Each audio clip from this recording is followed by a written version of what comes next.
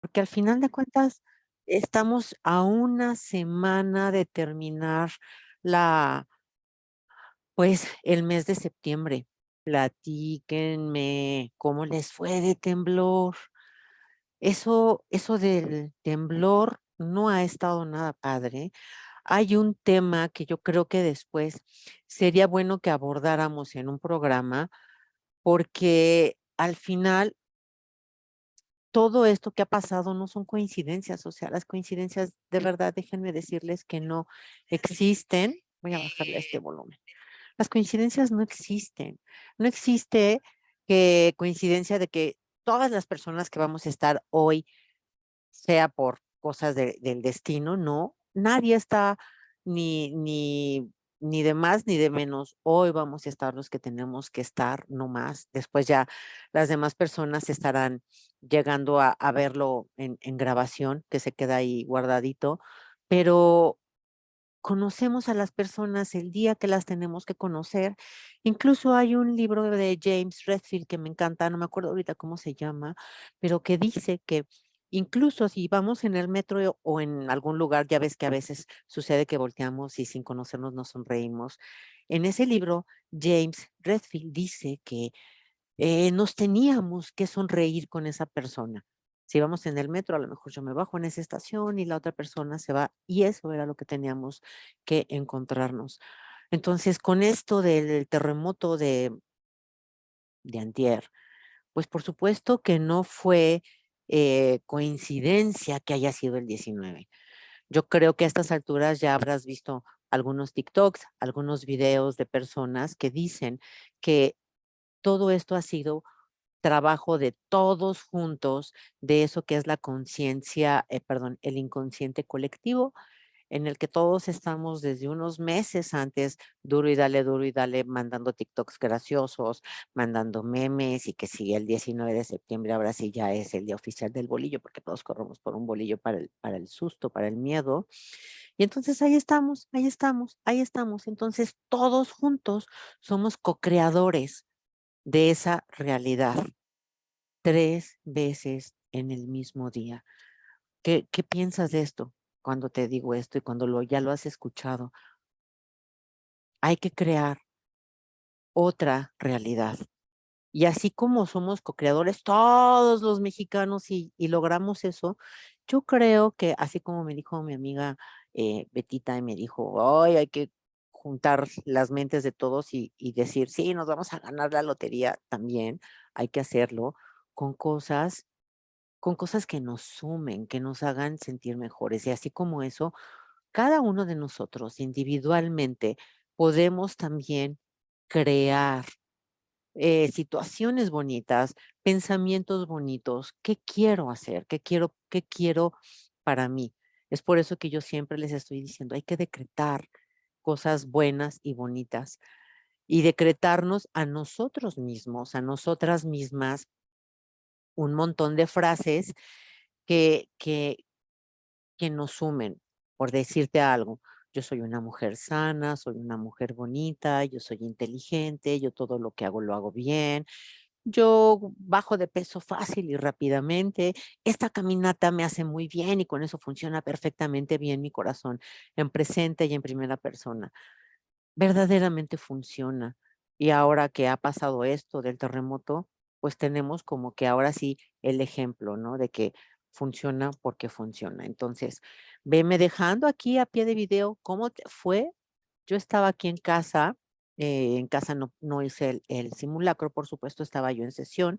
Y después de la sesión, ya iba yo a entrar a la siguiente sesión cuando está aquí mi hija Valeria, porque está aquí acompañándonos, porque tiene su bracito roto y aquí se viene a pasar toda la mañana y después se va a su casa y entonces me decía, mamá está temblando. Yo le dije, por supuesto que no, mamá está temblando. Yo me quedaba aquí viendo, estamos en un tercer piso. Yo decía que por supuesto que estaba temblando, ¿no? Entonces, yo creo que sí debemos de, pues, de poner, al menos nosotros que estamos en esta situación, haciéndonos conscientes, ir creando una conciencia diferente.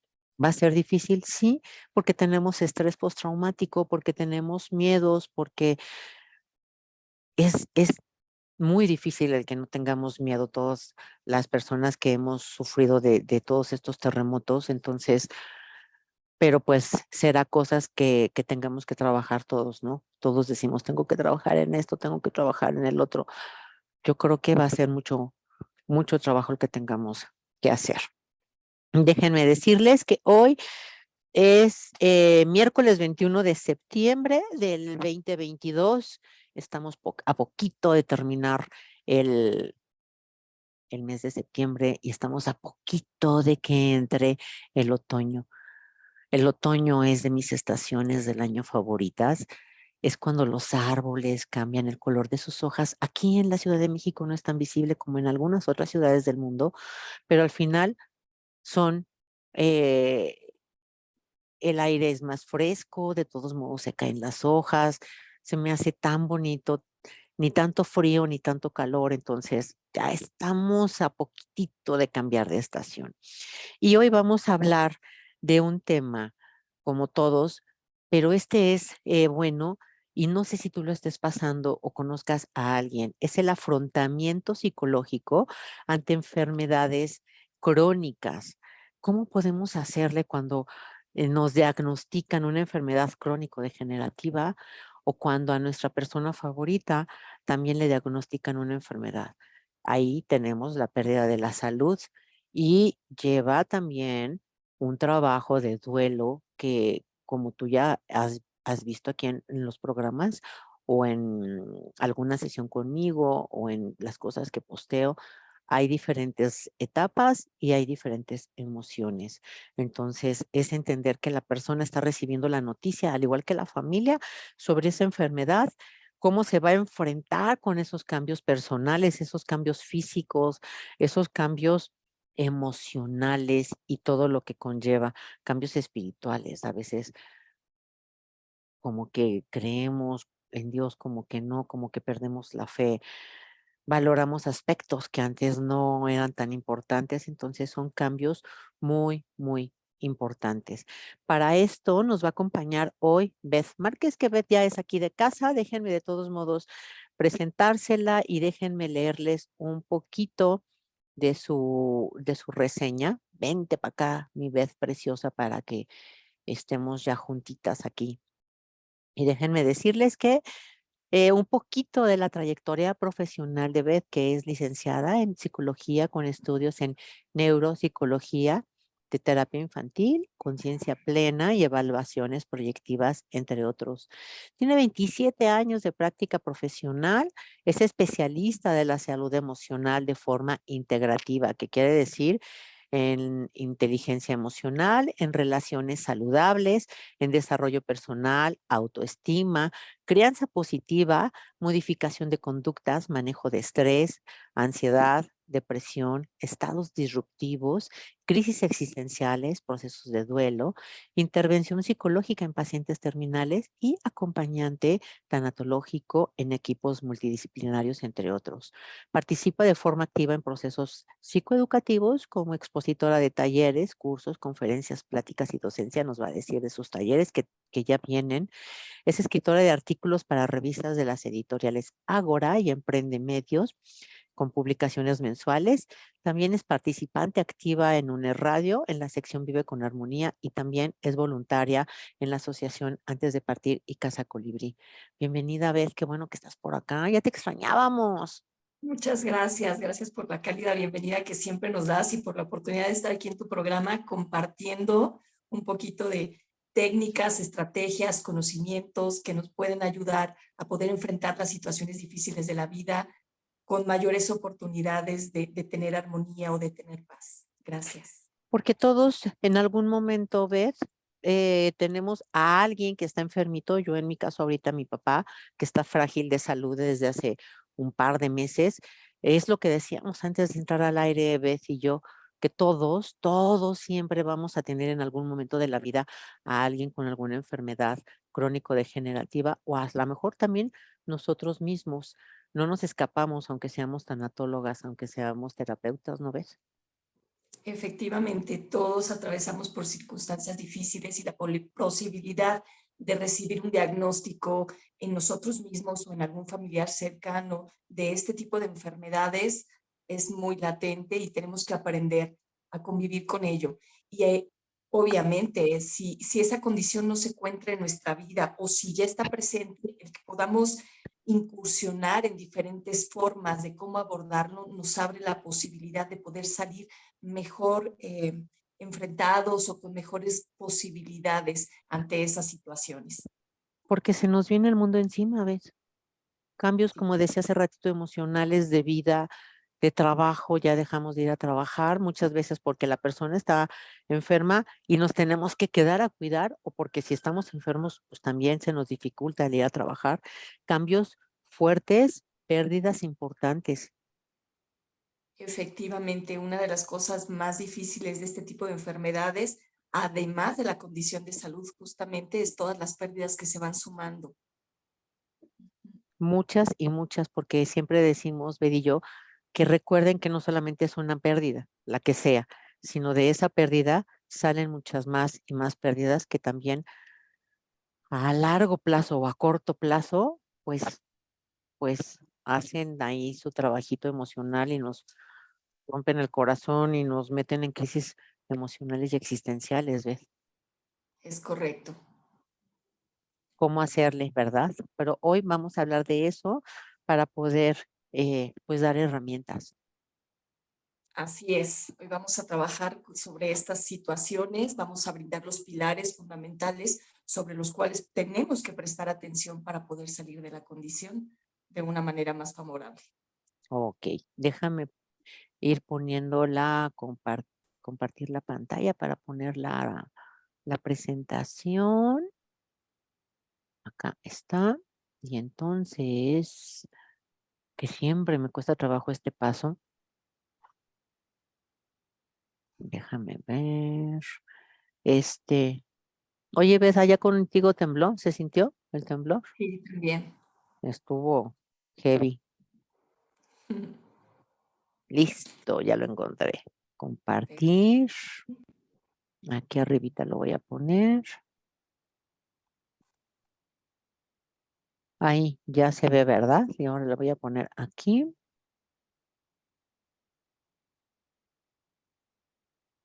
Listo, lo logramos.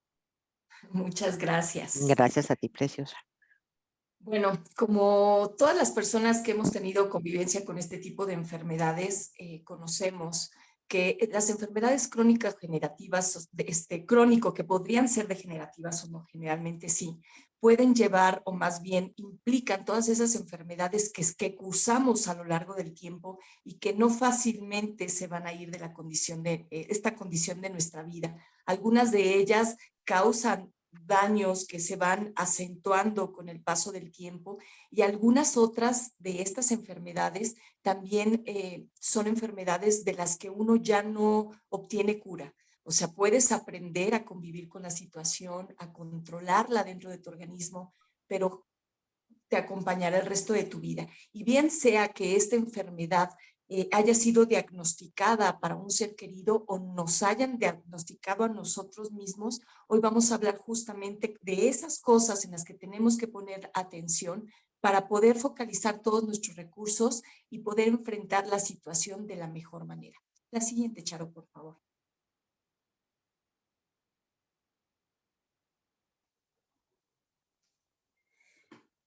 Bien Es que decíamos estoy que viendo de dónde.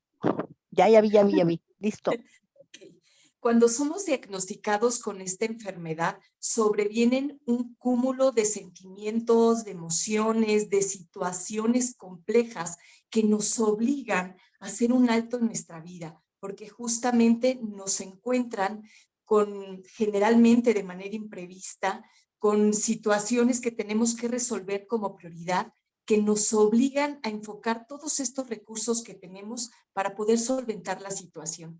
Estas, este diagnóstico o este tipo de situaciones o de condiciones médicas generalmente nos exponen al dolor de una manera muy directa. Nos causa incluso el ser diagnosticados, nos puede llevar a pasar por incertidumbre, o la incertidumbre nos lleva a vivir todos estos procesos de una manera mucho más álgida, desde que recibimos el resultado, si nos vamos a recuperar o no, si van a quedar secuelas de la situación, si se puede difundir o diseminar la enfermedad hacia otro órgano, como en el caso del cáncer, si vamos a tener recaídas, si vamos a poder librar la situación o vamos a tener que llegar a un punto ya crítico donde tengamos que usar cuidados paliativos o incluso considerar la posibilidad de la muerte. Evidentemente, un panorama así pues nos hace encontrarnos con todo lo que hemos creído y lo que hemos vivido y con esas zonas de comodidad o de confort o de seguridad donde nos hemos estado moviendo para situarnos a una zona incluso, esta incertidumbre puede llevarnos incluso a sentir hasta desesperanza, dependiendo del grado de la severidad o el grado de la enfermedad en el proceso donde nos lo hayan detectado. La siguiente, por favor. Este tipo de diagnósticos nos llevan a hacer un alto en la vida, ya que sufrimos alteraciones en las diferentes áreas de la vida. Como bien lo decía Charo, no solamente es la condición de la enfermedad, el dolor que se experimenta, es todas las áreas que se ven afectadas, desde si trabajamos, si estamos cuidando de alguien más, si tenemos hijos, si somos activos en nuestra vida social. Todas las áreas, incluso la financiera, pues se ven atentadas o afectadas. Si nosotros contamos con una amplia capacidad o recursos, pues estas afectaciones pueden ser solventadas de una mejor manera, pero si nuestros recursos emocionales, sociales, económicos, incluso de nuestra propia capacidad del cuerpo para hacerle frente a la enfermedad, no son tan buenos, suficientes, pueden llevarnos a tener esta experiencia de vida aún mucho más complicada. La siguiente, por favor. Y ahí no solamente sufre el paciente, sino sufre toda la familia, ¿ves? Sufren los que están vinculados o Claro. los que están relacionados, ¿no? Porque generalizar y decir todos, ojalá, ojalá tuviéramos un sistema familiar tan sólido que todos sumen a poder contribuir en el sostenimiento de este padecimiento, ¿no? Y bueno, también decía Charo acertadamente, esto nos enfrenta a un sinfín de duelos. Para empezar, la salud, nuestras capacidades, nuestras habilidades, nuestra sensación de confort y de bienestar físico. También nos lleva a enfrentarnos a la pérdida de sueños, de proyectos trucados, de abandono de actividades, como ya lo decía, de estos sueños que nos hacen motivarnos o levantarnos con alguna ilusión, nos trunca todas las partes de la vida. Y esto nos lleva a enfrentar limitaciones personales, a darnos cuenta de que no éramos tan fuertes como creíamos, tan sanos como pensábamos que nos encontrábamos, que los recursos muchas veces no son tan suficientes, aunque hayamos tenido ahorros, que también las personas a nuestro alrededor, todo nuestro sistema de apoyo emocional, pues no siempre son tan sólidos como creemos, ¿no? Nos lleva a enfrentarnos con esas, ¿cómo se puede decir? Limitaciones como tal, con esas carencias, con miedos, con temores, con frustraciones, con decepciones, y también a enfrentar esos duelos que se van generando en la pérdida, desde el propia pérdida de la enfermedad hasta la posibilidad, digo, de la salud, hasta la posibilidad de enfrentar la muerte, como ya lo comentábamos. Muchas gracias, la que sigue.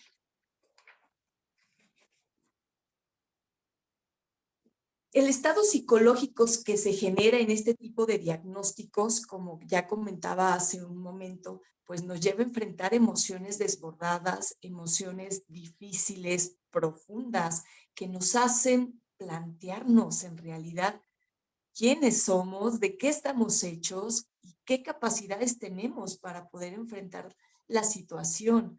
Algunas veces las personas colapsan en este proceso y deciden abandonarse a estados emocionales eh, difíciles, desbordados, que los van llevando a sumar experiencias traumáticas dentro del proceso.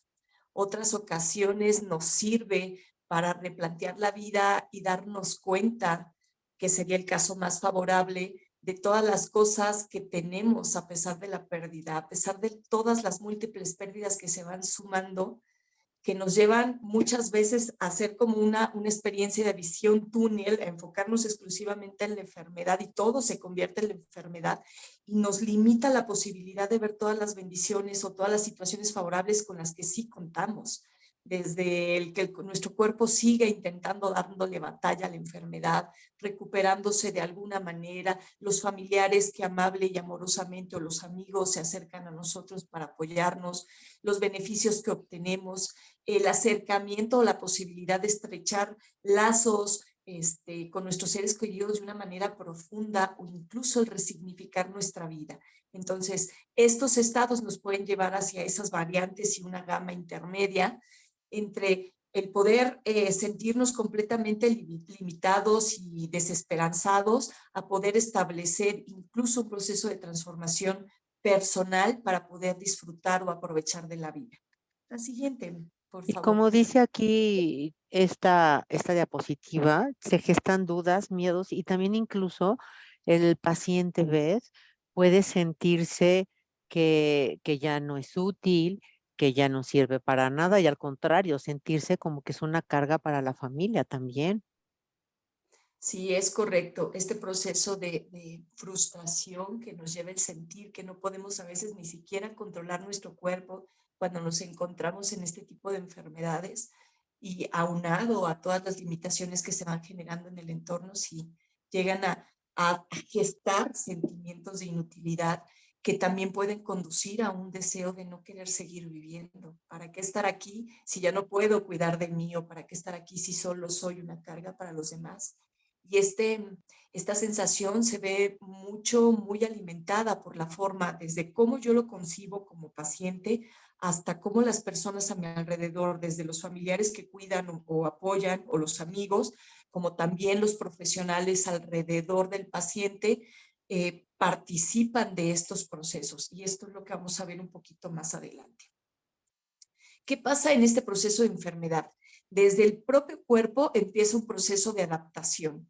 Las medicinas no solo son dadas para curar en la mayoría de los casos, solo se nos son dadas para ayudar al cuerpo a regenerarse en sí mismo. Entonces es la capacidad del cuerpo la que va a hacer frente para poder sobrellevar la enfermedad de la mejor manera o para poder combatirla en el peor de los casos. Y esta capacidad de adaptación que tiene el organismo también lo llevamos nosotros como seres humanos o como organismos hacia el exterior. Nosotros tenemos que desarrollar o buscar la posibilidad o las posibilidades más altas de poder adaptarnos a las nuevas circunstancias. Este sería el proceso saludable. Si nosotros nos regresamos a mirar hacia nuestro interior y si nuestro cuerpo no tiene la capacidad de sobrellevar, de adaptarse y de seguir funcionando, va a colapsar y va a empezar a dejar de funcionar de manera sistémica, o sea, diferentes partes del cuerpo o sistemas completos, incluso hasta generar la muerte. Y lo mismo pasa hacia nuestro exterior. Si nosotros no hacemos lo posible por adaptarnos a esta nueva condición, por cuidarnos de una mejor manera en este proceso, para ayudarle a nuestro cuerpo a recobrar la salud y para adaptarlos a las nuevas condiciones de vida, vamos a empezar a colapsar como individuos. Si nosotros no nos adaptamos a esta condición, a cada una de las esferas de nuestra vida se va a empezar a ser más pequeña, se va a achicar y va a empezar a tener no solamente la deficiencia propia de la enfermedad, sino deficiencias en diferentes áreas. La siguiente, por favor. Y a lo mejor aquí yo quisiera nada más también agregar esto de es ir paso a paso, lo que siempre decimos nosotras, ¿ves? Un día a la vez, sin enfocarnos en lo que teníamos antes y en lo que hacíamos antes, sino entender como que ahora es una nueva realidad completamente diferente y si nos enfocamos pues sí, en esta nueva realidad, puede ser un poquito más fácil. Exactamente, ese es uno de los puntos importantes a considerar y efectivamente no se trata de decir me siento a gusto con esto, pero se trata de decir a pesar de esto, ¿qué puedo hacer yo desde mi área de responsabilidad para hacer que esta situación sea más ligera, que con nuestros actos, con nuestras elecciones, con nuestra disposición, podamos construir una experiencia diferente. Y sí, enfocarnos un día a la vez, un momento a la vez, una situación a la vez. Muy bien, ¿qué es lo que pasa dentro de los diferentes elementos o personas que intervienen en estos procesos? Vamos a empezar por el paciente. Generalmente, el paciente empieza a experimentar un proceso de comparación. Como bien decía Charo, empezamos a pensar, es que antes no me dolía, es que antes podía hacer esto, antes era más fácil, antes, y empezamos con ese proceso que nos hace complicarnos más, que nos hace incluso añorar el pasado, pero ese quedarnos pensando en lo que sí podíamos hacer nos está robando tiempo y energía para centrarnos en lo que tenemos que hacer y en qué cosas podemos seguir haciendo para tratar de hacerlo de la mejor manera. Esto nos lleva también a como una de las estrategias de afrontamiento de la enfermedad, nos lleva también a la búsqueda de información. Habemos personas que ante un diagnóstico así, pues vamos y buscamos qué es la enfermedad, cómo se contagia o cómo la adquirí, qué puedo hacer para cuidarme mejor, qué indicaciones puedo tener, qué pronósticos, qué posibilidades, y nos empapamos de la información que nos permite tener seguridad para poder tomar elecciones mucho más acertadas. También están aquellos casos donde buscamos una segunda, una tercera opinión médica hasta que encontramos alguna que nos convenza o que ya, digamos, sí ratifica lo que viene pasando y nos permita empezar ese proceso de aceptación de nuestra nueva condición. También hay personas que tienden a la evitación. Dentro de estas conductas evitativas que no son saludables, podemos encontrar conductas como minimizar las situaciones. No pasa nada, al rato te mejoras, es un mal diagnóstico, vas a ver que tu cuerpo va a reaccionar de manera favorable. En teoría, estar bien pensar que puede ser así, pero esto no se va a materializar si no actuamos en consecuencia para poder lograrlo. Entonces, minorizar la situación y disminuir las posibilidades que tenemos de atenderla se convierte en un punto crítico que no solamente nos va a llevar a complicar esta enfermedad física, sino también a empezar a presentar enfermedades de tipo psicológico o emocional.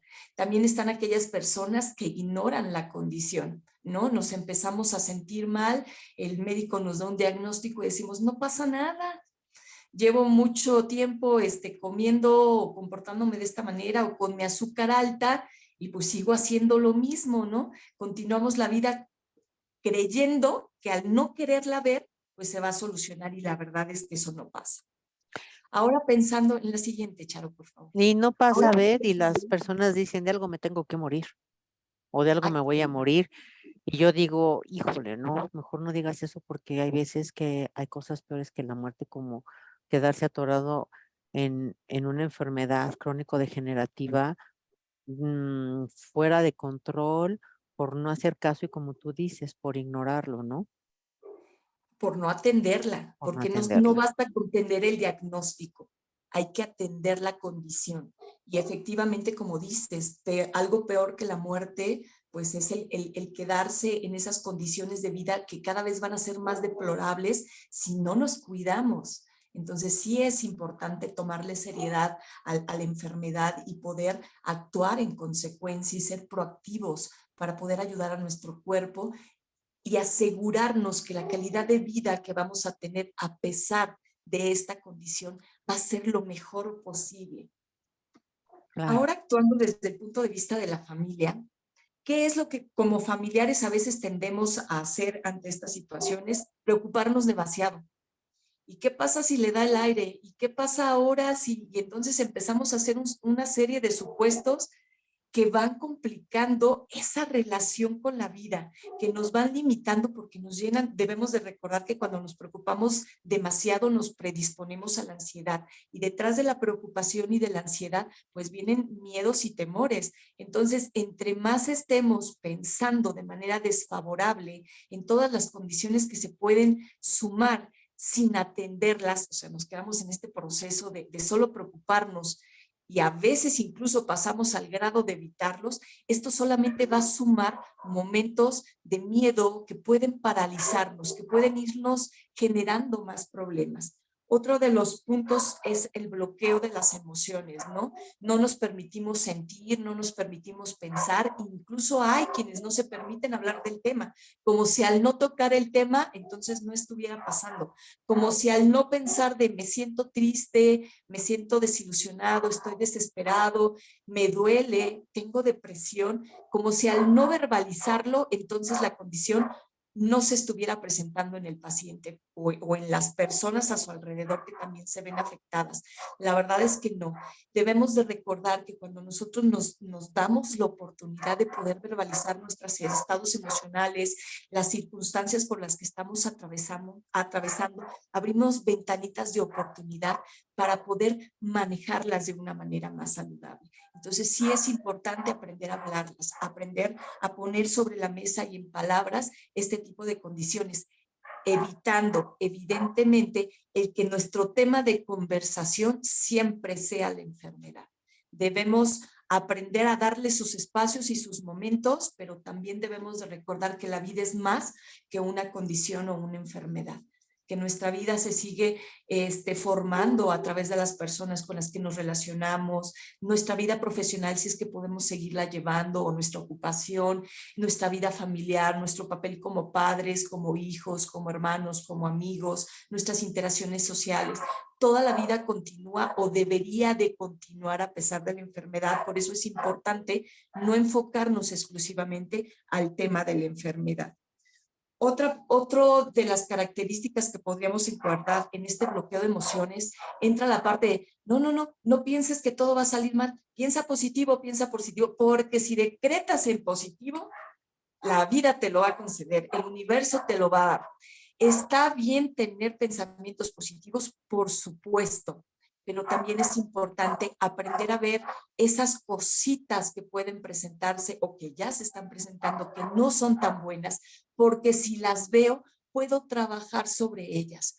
Puedo prevenir en el caso de que aún no estén presentes para dar oportunidades mejores cuando lleguen esos momentos, si llegan, o si ya están presentes, poder generar condiciones más favorables. Entonces, sí es importante ver esas partes negativas, aunque no centrar nuestra emoción completamente en que todo tenga que ser negro y catastrófico. Otra de las cosas importantes o de las formas en cómo la familia se vincula es todo lo que tiene que ver con la sobreprotección. No, está enfermito, que no se mueva, que no se levante de la cama, que no salga, que no haga, que... Y todas estas limitaciones o barreras que vamos poniendo en el otro nos van llevando a limitar la vida de la persona. Perdón.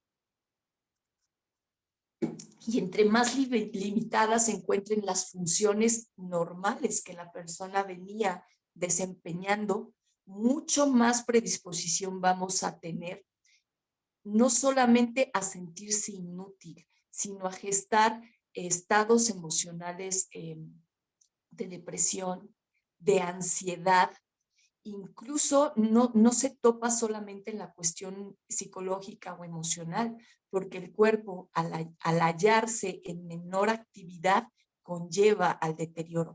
Debemos de recordar que organismo, función, que no, o más bien órgano o función que no se ocupa, se va atrofiando. Lo mismo pasa aquí. Entonces, debemos de procurar que nuestras pacientitos, nosotros o nuestra familiar que esté cursando por esta enfermedad, trate de seguir la vida como la venía desempeñando, obviamente cuidando esas cosas saludables. Por ejemplo, ¿no? Si yo venía comiendo súper mal, pues lo mejor que puedo hacer es empezar a comer mejor. No porque lo venía haciendo vamos a continuar con esto, pero todo lo que tenga que ver con actividad, con función, procurar que se vuelva a instaurar en nuestra vida lo más pronto posible. Nos va a mantener más sanos, mantenernos dentro de estas actividades. También dentro de lo que son las características que pasan o en las que influyen los familiares, es incluso llegar a minimizar tanto emociones, sentimientos o la condición del paciente, como también negarlo.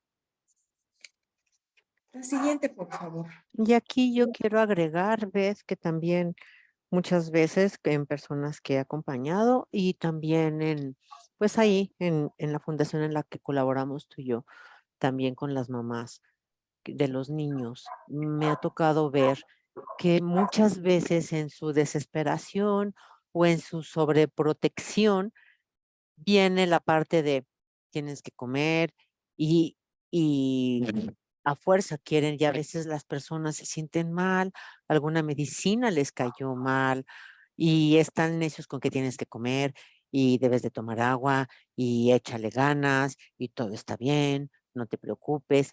Pero aparte también de esto, hay otra cosa que yo no veo tan padre, que es el el que les estén diciendo como a manera de que reaccionen o a manera de plática motivacional, que les estén diciendo: "No, hay otras personas peores que tú, y tú todo lo que tienes y no te das cuenta".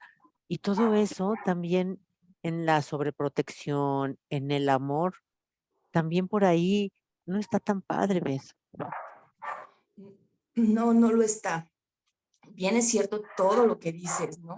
Desde esa parte de que no solamente es la enfermedad, sino el proceso que lleva la enfermedad desde su evolución, los tratamientos que se van implicando, el uso de medicamentos que se empiezan a consumir, pues no te liberan o te ayudan o ayudan más bien al cuerpo a lidiar con ciertas situaciones complejas, pero van generando otras situaciones que se van anexando. Entonces, aprender el manejo adecuado de los medicamentos, cómo deben de consumirse para que hagan el menor daño posible al organismo, es súper importante. Entender qué secuelas o consecuencias dejan el uso de los tratamientos para entonces cuidar esos aspectos en nuestra vida se vuelve fundamental. Entonces, sí, a veces es bien difícil, o sea, cuidar de los pacientes con este tipo de enfermedades es muy desgastante, como ya lo tratamos en alguno de los programas, los cuidadores primarios sufren un desgaste en muchas áreas de su vida, físico, emocional, pero estar del otro lado de la condición, el sufrir los malestares te coloca en una posición diferente que pocas veces se hace comprensible. Solo las personas que han o que han pasado por alguna enfermedad como estas pueden entender un poquito. Y digo un poquito porque cada caso tiene sus variantes, su profundidad, su complejidad. Y todos los pacientitos en estas condiciones atraviesan por momentos de dificultad. Y en esos momentos, sobre todo cuando el dolor o las molestias están presentes o la frustración de todas las pérdidas que se van sumando, cuesta mucho trabajo vincular o establecer esos canales de comunicación. Otro de los puntos importantes de esto que comentas es que una de las cosas fundamentales es que debemos de prestar mucha atención en el cómo hacemos las cosas. A veces nos enfocamos en solucionar la situación. Pues estoy cuidando al paciente, ya tiene comida, ya tiene su baño, aquí está su ropa, pero el trato, la interacción, la calidez entre esos, brindarles los cuidados físicos básicos, hacen la diferencia entre la enfermedad que se enfrenta. Muy bien. ¿Cuáles son las necesidades que presentan este tipo de pacientes? Podemos enfocarlas a grandes rasgos en tres. Una de estas son las fisiológicas. Todos esos cuidados del cuerpo, la alimentación, el cuidado físico, las condiciones generales de llevarlo al doctor, de procurarle lo que el médico dice que debe de tener, el que vive en un lugar o el que se encuentre dentro de un lugar salubre, todo este tipo de cosas es como lo más básico y es como en lo que la mayoría de las personas se enfoquen a atender cuando estamos al cuidado de un paciente crónico. Y nos olvidamos de las dos siguientes, que también son muy importantes. Debemos de recordar que dentro de este proceso existen necesidades o se van presentando necesidades emocionales que se algidizan, se hacen mucho más fuertes a medida que la enfermedad va tomando el control de nuestra vida y a medida que nuestros recursos se van haciendo insuficientes. Entonces, debemos de dar la oportunidad de que el paciente o incluso los cuidadores o las personas involucradas puedan expresar sus sentimientos. No importa que parezcan muy negativos, que podamos verbalizar, que podamos conversar con alguien. Cuando tenemos estas necesidades, no solamente o más bien generalmente no buscamos una respuesta, no buscamos a alguien que venga y nos solucione, simplemente alguien que nos escuche. Y el poder tener ese hombro, ese brazo, esa persona dispuesta a escucharnos, nos libera mucho de estas cargas emocionales. La otra parte son todas las cosas psicológicas. Seguimos siendo humanos. No porque estemos enfermos dejamos de tener necesidades psicológicas. Hemos dicho que las necesidades psicológicas son necesidades de atención, necesidad de pertenencia, de ser tomado en cuenta, de que nuestros sentimientos, emociones y nuestra vida sea validada, que sigamos sintiéndonos parte de la familia, de la sociedad, del círculo de amigos. Estas necesidades no se van por el hecho de estar enfermos. Se complica el poder atenderlas, por supuesto, pero son situaciones inherentes a nuestra calidad humana y nos van a acompañar toda la vida. De aquí la importancia de poder brindar estos espacios donde la persona pueda sentirse acompañada, pueda sentirse amada a través de la calidez del trato, pueda sentirse tomada en cuenta, incluso hasta para la propia toma de decisiones en cuanto a su calidad de vida o en cuanto al tratamiento que quiere llevar o la forma en cómo va a enfrentar esta situación. También debemos de seguir propiciando que la persona puede estar en contacto con el demás resto de personas que acompañaban su vida, amigos, compañeros, situaciones, en la medida que ellos puedan mantenerse dentro de sus actividades, ya sea de rutinas de ejercicio, actividades laborales o este tipo de cosas, vamos a procurar una salud emocional. La siguiente, por favor. ¿Cuáles son los cuidados que nosotros debemos de prestar atención para poder hacer el mejor desempeño dentro de cuidarnos en estos procesos, de cuidar a alguien más? Vamos a informarnos, vamos a buscar toda la información que podamos acerca del padecimiento. Recordemos que a mayor conocimiento, mayor posibilidad de tomar elecciones oportunas. La otra parte, cuando estamos cuidando de alguien más, a veces tomamos la decisión por el otro y decidimos no informarle, porque si le digo se pone mal, porque si se entera de lo que el médico dice, entonces le va a afectar, mejor ni le digo qué está pasando. Ese es un derecho que todos tenemos. Tenemos el derecho a elegir si queremos saber o no. Entonces, cuando hemos tenido la oportunidad de hablar con nuestros seres queridos o nosotros analizado el tema, a lo mejor ya tocamos este punto. En caso de que se presentara alguna situación de salud complicada, ¿te gustaría saberlo? Y hay quienes te dicen, no, yo prefiero no enterarme. Ah, bueno, ya tienes un antecedente. Pero si no se ha tocado el tema, pues es importante saberlo. Entonces podemos empezar a sondear esos temas y empezar a preguntar, oye, si la condición de salud se empeora, ¿te gustaría conocer en qué estado te encuentras o preferirías no saberlo? ¿Hasta qué punto la persona está dispuesta a conocer estos detalles? Y brindar la información que la persona esté dispuesta a recibir. No dar detalles de más cuando no se quiere recibirlos. Eso es algo que tenemos que respetar. Otra parte importante es el de contener o acompañar. No basta solo, como ya lo decía en el momento anterior, no basta solo cumplir con las necesidades físicas y atender las condiciones de salud, sino también es importante que nosotros les brindemos ese espacio de hacerles saber, no con palabras, sino con acciones, aquí estoy contigo, te acompaño, en qué puedo ayudarte, de qué quieres platicar, que lo sigamos tratando como personas, como seres humanos capaces de pensar, de sentir, con necesidades que podemos de alguna manera minorizar si ellos se sienten que estamos realmente ahí para ellos. La otra parte importante es el de prever. No debemos de cerrarnos exclusivamente a sobrevivir la enfermedad o a sobrellevarla día con día como un campo de batalla.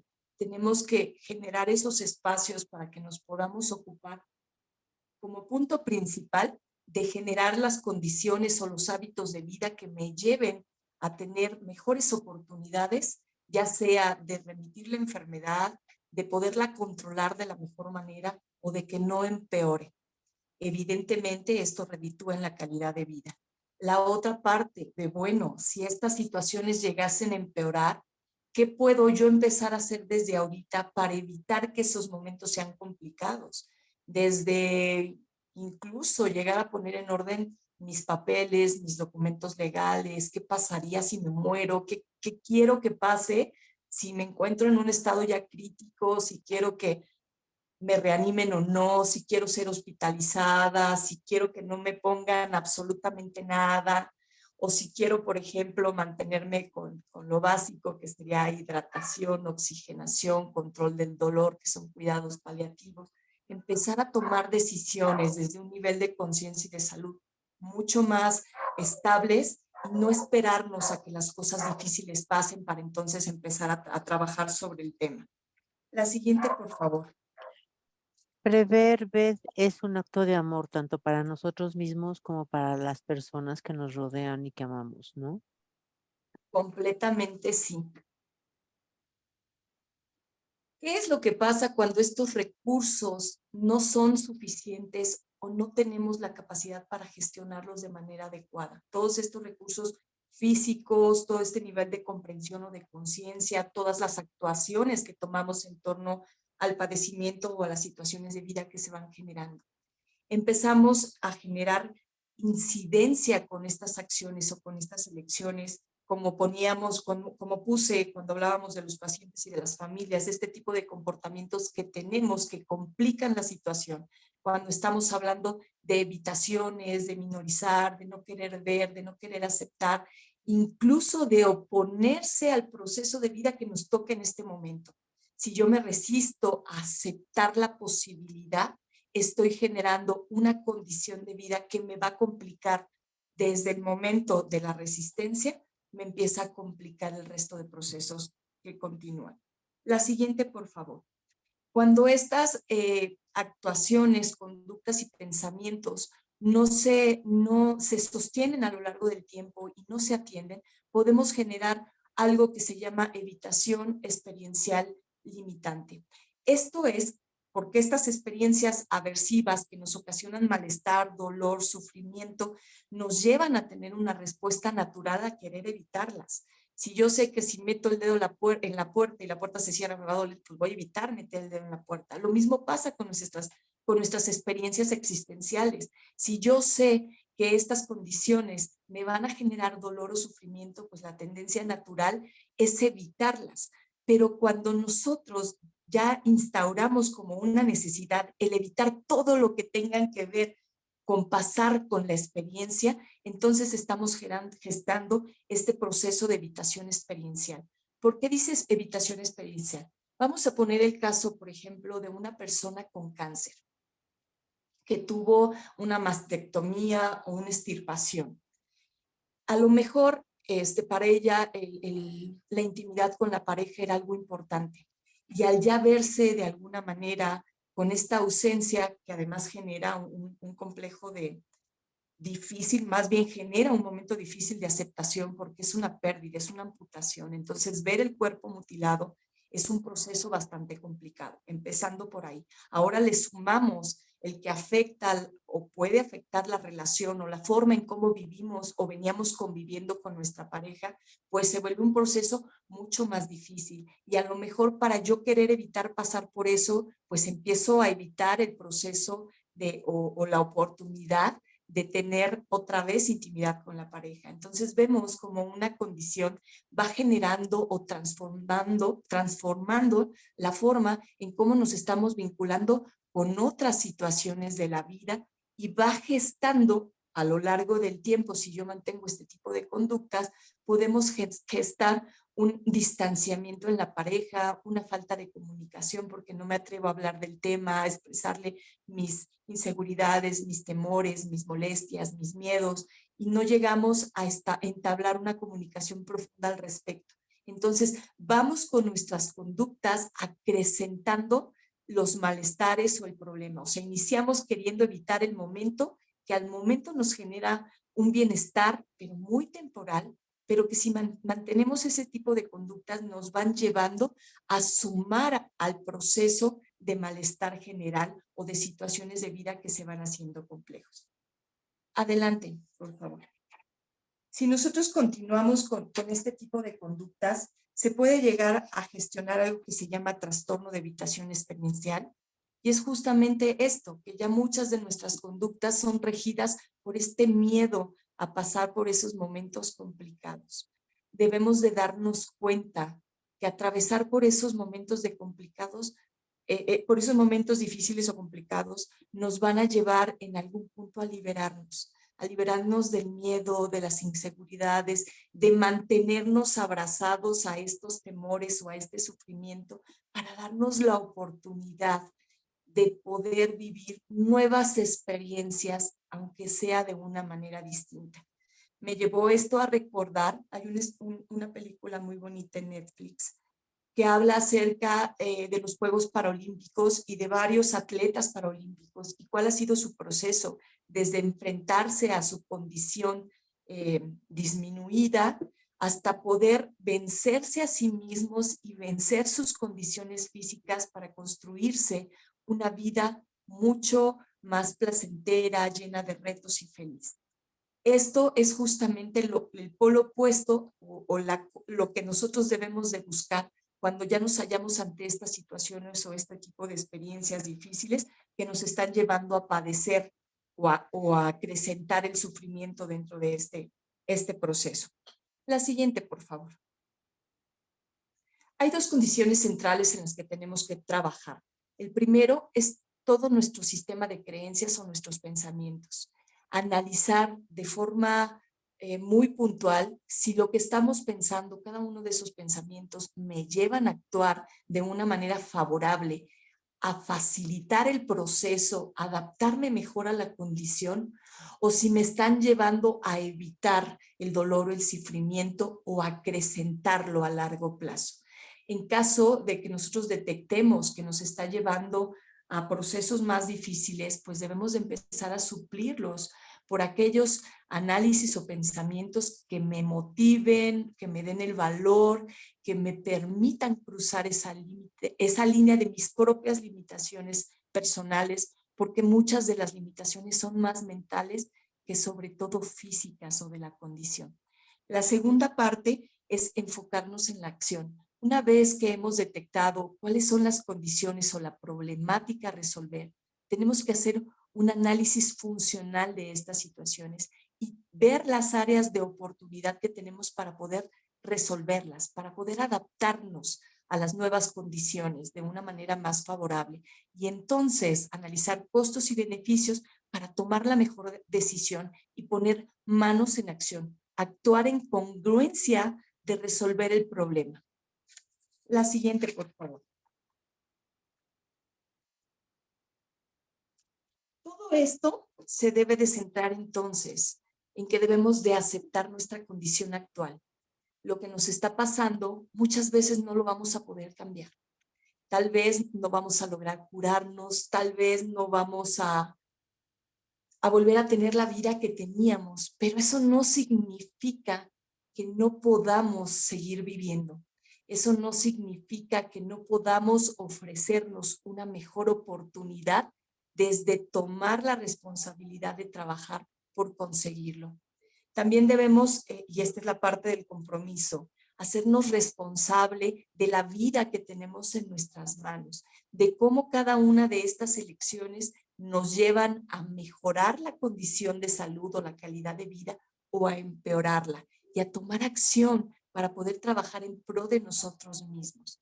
Y la última parte es hacernos consciente de manera plena de las oportunidades que tenemos, tanto de las cosas difíciles que podemos mejorar, como también de que el mundo o la vida no se cierra solo a la enfermedad, que si nos atrevemos a cruzar esas limitaciones personales, vamos a encontrar que hay una vida aún a pesar de la enfermedad, que podemos seguir siendo felices, que podemos seguir creando momentos de acercamiento con nuestra familia, que podemos seguir realizando proyectos personales en la medida que la enfermedad nos los permite nuestra fuerza de voluntad. La siguiente, por favor. Todo esto, la suma de estos tres factores, de atender estos tres factores, nos llevan al punto de la responsabilidad personal. Tenemos que seguir siendo funcionales en la medida de lo posible a pesar de la enfermedad. Tenemos que seguir buscando vivir en plenitud y de disfrutar cada uno de los momentos, ser felices. Debemos de ser comprometidos con nosotros mismos, que nuestra vida, que la vida de Charo, que la vida de Elizabeth, que la vida de cada uno de nosotros no se convierta en la enfermedad en sí misma, sino que a pesar de la enfermedad podamos seguir teniendo una vida, construirnos una vida, que podamos desarrollar todas estas habilidades que nos permitan afrontarnos de la mejor manera. Esto nos lleva a ser agentes activos, a poder continuar a pesar de todos los obstáculos que puedan presentarse y seguir disfrutando de los momentos cuando estos estén presentes. La siguiente, Charo, por favor. Yo les puse aquí una frase que me encanta, dice Carpe Diem, que significa aprovechar la vida, hacer que nuestra vida se convierta en algo extraordinario. Nuestra vida no se acaba, ahora sí como dicen, hasta que se termina. Hasta que no tenemos el último aliento de vida, nuestra vida continúa. Entonces hay que aprender a vivir y disfrutar hasta el último aliento, a pesar de cualquier circunstancia que podamos tener enfrente, a pesar incluso del dolor o de la enfermedad. Y ya. Aquí terminamos. Sí. Ok, vamos a dejar aquí tu contacto para que las personas puedan. Sería bueno que le tomen una captura de pantalla para que tengan los datos de Beth. Ahorita en un ratito más va a decir pues lo de sus talleres, eh, lo del acompañamiento que da, las terapias, todo eso.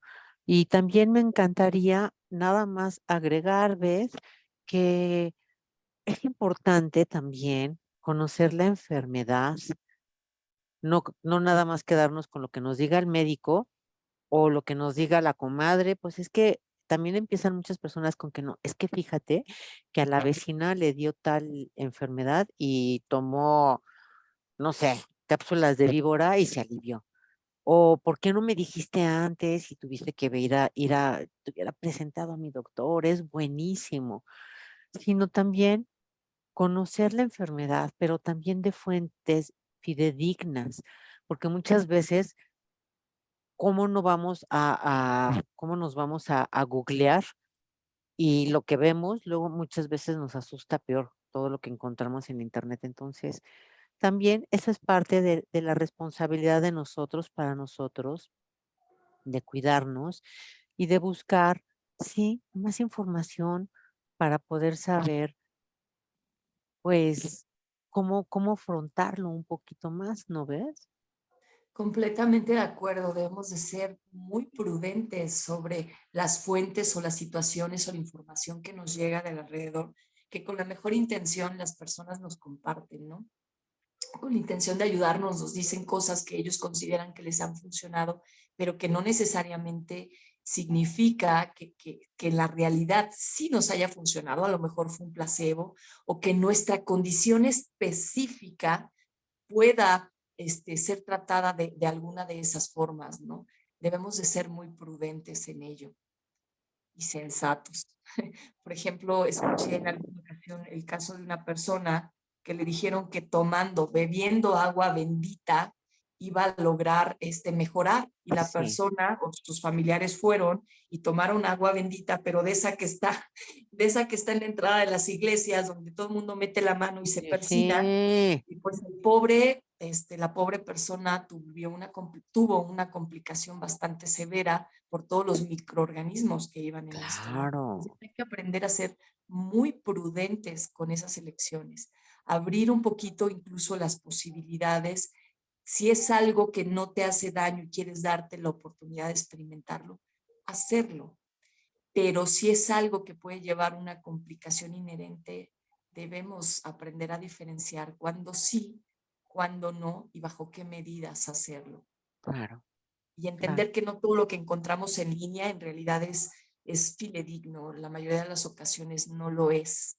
Entonces sí, recurrir a fuentes confiables. Esa es una. Y la otra, hablar con los niños, hablar con los pequeños de casa, a ver, ese es otra cosa que no lo logramos, porque decimos, pues son niños, la verdad, y entonces creemos que no nos van a entender, los excluimos y entonces no les digo nada para poderlos proteger. Y es que están chiquitos y no van a entender. Y entonces muchas veces entender que les causamos el conflicto porque van a estar mal informados y también pueden crearse en su cabeza cosas que no son miedos y angustias, ¿no? No hay cómo explicarle a los niños en sus propias palabras qué es lo que está sucediendo. Y además permitirles participar genera muchos beneficios. Efectivamente, el quererlos aislar de estas situaciones que evidentemente no son gratas, que a veces son difíciles, sobre todo cuando la persona ya tiene muchas complicaciones o muchas limitantes físicas y que requiere de asistencia para sus propios cuidados personales, o perdón, para los propios cuidados personales, a veces evitamos que los niños se acerquen y esto genera múltiples daños, desde una posibilidad de generar traumas, de poder decir, bueno, ¿cómo? O a lo mejor negarle al niño lo que está pasando y entonces de repente el abuelito estaba bien, me dijeron que estaba bien y de repente se murió. Entonces, eso puede generar en ellos un sentimiento pues de inestabilidad que sí puede redituar en un trauma, el aislarlos del convivir con la situación, pues también va generando un distanciamiento emocional hasta a un rehusarse a vivir este tipo de experiencias que puede redituar en muchas maneras, ¿no? Desde en un posterior tiempo no quererse involucrar con estas situaciones, entonces se vuelven en personas que no apoyan, en personas que abandonan, en personas que no sostienen o incluso en generar estados ansiosos por esta falta de ver que no pasa nada, o sea, no pasa nada si yo me acerco, si yo sostengo, si yo ayudo, si yo participo en el cuidado de mi familiar o de mi ser querido. Entonces sí es importante hablarle a los niños de manera general los aspectos importantes de lo que acontecen para que ellos puedan entender en su mentecita y que ellos puedan saber la situación y además que le brindamos a la persona involucrada o a la persona afectada con la enfermedad, pues la posibilidad de seguir conviviendo con sus seres Claro. queridos, el no sentirse aislados. Entonces, no hay mayor muestra de amor que las personas puedan darte en esos momentos tan difíciles. Entonces, el permitirles estar presentes y el enseñarle a nuestros niños cómo hacerlo, pues va a generar un antecedente en cómo ellos pueden desenvolverse cuando les toque vivirlo o incluso, ¿no? Nunca sabemos si nosotros vamos a ser esas personas en el futuro y si esos niños en algún momento van a llegar a cuidarnos. Entonces, tratar a las personas pensando en cómo me gustaría ser tratado si yo estuviera en esa condición. Abre la posibilidad de poder brindar un buen ejemplo a nuestros niños de cómo deben tratar a los demás en esas condiciones o situaciones. Claro, es entender que muchas veces el quedarnos callados, entender, diciendo no entienden, son niños, no pasa nada, es algo que se llama daño pasivo, que es el que se hace sin darnos cuenta por querer proteger. Entonces, es más fácil que sin miedo le preguntes a tu hijo o a tu hija, ¿qué piensas de todo esto? ¿Qué sientes? ¿A qué le tienes miedo? Y de esa manera estás integrando al niño a una nueva vida, a que sea también, como decía Beth, a un adulto después funcional que no tenga miedo, porque cuántas veces hemos escuchado, no, a mí no me gusta eso, no, a mí no me gusta ir a los velorios, no, a mí no me gusta ir a los hospitales, porque nosotros mismos estamos provocando eso con esa como protección. Entonces hay que incluirlos, este, pásale el vaso de agua, llévale este vaso de agua a tu abuelita, a tu papá, a tu hermano, incluirlos de manera que, pues que también ellos se sientan contentos, acompañados, porque como dices, Beth, ambas partes van a estar más tranquilas tanto la persona enferma como los pequeños, ¿no? Ajá, aquí hay como tres cosas que quiero puntualizar. Una de ellas es que, por ejemplo, decías, preguntarle a qué le tienes miedo. Si el niño de su propia voz dice, tengo miedo, preguntamos qué miedo tiene, pero si el niño en su vocabulario no utiliza la palabra, No lo es mencionamos, importante no decírsela, porque entonces le empezamos a generamos. ponerle pensamientos que después se van a convertir en emociones y en Ok, estados emocionales que no ha vivido. La otra parte es que podemos preguntarle al niño, incluso si quiere participar, la forma en el cuidado no solamente externo de acercar cosas, sino, por ejemplo, ¿no? En curar alguna herida o curar alguna situación que requiera alguna sanitización o cosas así. Podemos preguntarle, ¿te gustaría ayudarme? Evidentemente, si yo como adulto lo vivo como una experiencia horrible, qué feo que me pasa esto, no me gustaría, lo evito, es algo horrible, pues entonces el niño lo va a vivir igual.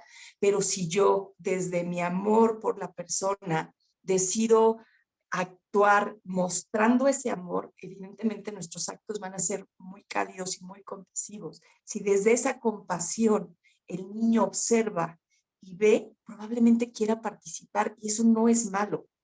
Eso es como un sentido. Y el otro sentido es que mientras la persona esté consciente y mientras el enfermito tenga la capacidad y conociendo su historia, si es una persona, vamos, si la herida está en alguna zona donde pueda mostrar parte de su intimidad, debemos de respetar eso. Si la personita quiere que nadie esté más que la persona que la va a sanitizar o ayudar, entonces respetar eso. Pero si la persona no le ocasiona ningún conflicto o si es una área que no necesariamente involucra alguna parte íntima, entonces sí podemos abrir esa apertura a alguien más. Y si la personita ya no está consciente para tomar esas decisiones, debemos de ser respetuosos claro. con esta personita y aunque ya no esté consciente, respetar esa parte de no involucrar a personas innecesarias en situaciones que involucren la dignidad de la persona. Claro, también tienes razón en todo eso. Déjame empezar a ir leyendo y María Félix dice, buenas noches, Charito, bendiciones. Qué bueno que andas por aquí, Mari, bienvenida. Paola de Barrios dice, hola, Charo, buenas noches. Hola, Paola. Eh, mm, Betty Ponce, mi pequeña, dice, estoy de acuerdo, somos co-creadores. También por eso es importante cuidar mucho lo que vemos todos en la televisión, lo que escuchamos, etcétera. Eso es cierto. Betty también dice, cambiar el día de los simulacros y hacerlo por delegación alternado. Esa sería una muy buena opción también. Luisa Guimaraes dice, acá en Uruguay entra la primavera. Es cierto, allá abajo en América está cambiando todo. Bienvenida a la primavera también. Es una etapa hermosa. Lupita Rodríguez dice, sí, es mejor pensar y decretar cosas positivas y bellas de nosotros y volvernos responsables de nuestros pensamientos. Estaba sola, me dio miedo, pero lo afronté lo mejor posible, pero sin entrar en pánico, un poco más calmada. Esa es muy buena, muy buena manera de reaccionar, Lupita. Felicidades, muy bien. Carly Grisel dice, sí, totalmente de acuerdo que somos co-creadores de nuestra realidad. Tenemos que tratar de vibrar en una frecuencia de amor y luz, tratar de ser positivos y pensar lo que sentimos y lo que decimos. Son decretos al universo. Todo es energía. Déjenme decirles por acá que, mm, ¿qué más tenemos de comentarios? Taram, taram. Este, Nada más veo que están conectados. Pili. Pili dice, saludos, Beth y Charito, tema muy importante y necesario. Pilita chula, te mando besitos, qué bueno que andas por acá. María Eugenia dice, buenas noches, excelente tema. Qué bueno que te gusta, María Elena. Perdón, María Eugenia, es con todo gusto y cariño. Mm, Norma Rojas dice, buenas noches, se agradece mucho, excelente tema. Qué bueno que te gustes con todo nuestro cariño. Ana M. Carrillo dice, ¿se va a quedar grabado? Gracias. Sí, se queda grabado tanto aquí en mi Facebook, Beth lo comparte también en sus redes y se queda grabado también en mi canal de YouTube. Ahí están todos los programas completitos. María de la Luz Becerril dice, muchas gracias por compartir. Zoila dice, buenas noches. Hola, Zoila, gracias, María de la Luz. Zoila dice, buenas noches, Charito, muy interesante. Gracias, gracias, gracias. Aprendo mucho de ustedes. Con todo gusto y cariño. Gracias a ti por estar acá. Lulu Díaz dice, buenas noches, Charito. Elena Torres dice, buenas noches, Charito, invitada, muy interesante, como siempre, gracias, Dios las bendiga. Gracias, Ele, también Dios te bendice. No, ahora no tenemos más preguntas, ¿ves? Muy bien. Y si van surgiendo también con el paso de que la gente vaya viendo el programa, pues ahí vamos a estar atentas tú y yo para poder, este, pues ir contestando los comentarios, ¿no? Sí, claro, con mucho gusto. Oye, Beth, platícanos de los talleres. Tengo 2 talleres en puerta. Uno es el 1 de octubre, sábado a las 9 de la mañana. Es sobre ansiedad, manejo de la ansiedad. Está destinado a personas que sufren de la ansiedad o a familiares o personas que quieran ayudar a alguna persona en esta condición. Las inscripciones ya están abiertas y también tenemos un taller el día 29, no me acuerdo si es sábado 29 o sábado 26, ¿De no sé qué septiembre? es, de octubre. Ah, de Y este, octubre. ajá, manejo de obsesiones y compulsiones, porque las Sábado obsesiones, 29. gracias, las obsesiones y las compulsiones son precursores de muchas de las enfermedades o trastornos emocionales. Igualmente está destinado a personas que sufren de la condición o a familiares o personas que estén interesadas en ayudar a alguien más. Betty, ya dejamos puesta tu última diapositiva con todos tus datos. Y si repites tu teléfono, ¿cómo te puede localizar la gente también? Sí, me pueden localizar en redes sociales como Bet Márquez, Facebook, en la web, en Instagram, en YouTube también. Y también me pueden mandar, bueno, contactar por WhatsApp al 722 44 39 233. Sí es importante que sea por mensajito, no siempre puedo tomar llamadas y los mensajitos, pues como sea, cuando puedo los leo y los respondo. Ujú. Entonces, ese es el medio de contacto, por favor. Para los que están afuera de México, la clave es +52.